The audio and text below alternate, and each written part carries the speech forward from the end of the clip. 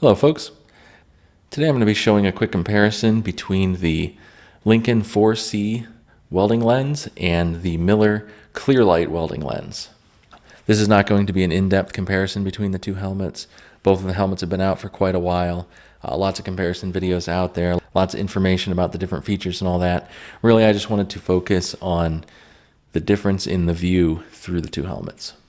Lincoln's 4C lens has been around for a little while. It's their top of the line lens in terms of clarity and color accuracy. The Miller Clearlight lenses are a little bit newer, and since I have one of each now, I thought I would show a quick comparison between the two. So I filmed a couple of shots through each of the helmets. The first shot is zoomed out a little bit more, and I set the camera up to show as accurate as possible of a view in the lightened state that I could through each lens. So you'll get a good idea of what each lens looks like in the light state, both in terms of brightness and color.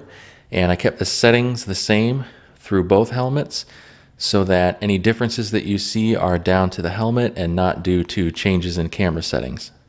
And in the second view, I zoomed in quite a bit more on the arc so that you could get a little bit better of an idea of how you can see the arc and what the arc looks like and the clarity and color of that. Keep in mind, a camera sensor does not have nearly the dynamic range that your eye does. So the view through the helmets when you're actually wearing them is better than what you can see in either of the videos, mostly just in terms of the range of brightness.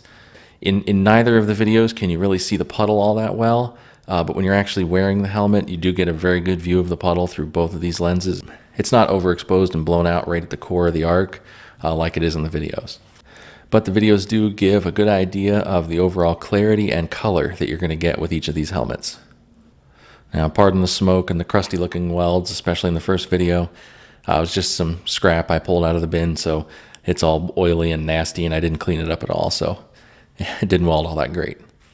The Miller Clearlight lens does seem to be just a tiny bit brighter in the lightened state.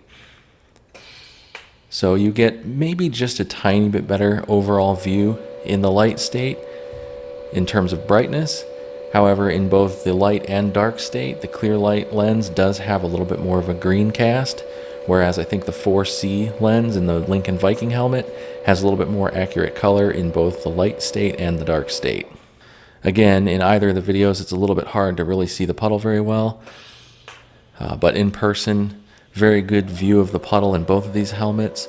Both of them are very clear with very good visibility. However, just in terms of overall visibility of the puddle and just in terms of the ability to really read fine changes in the puddle, I would definitely give the edge to the Lincoln 4C lens. And again, overall color accuracy in terms of the light state and the darkened state, the edge definitely goes to the 4C.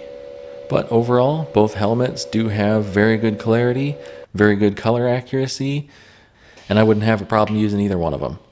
So if maximum color accuracy is super important to you, you're probably going to want to lean towards the 4C in the Lincoln Viking helmets.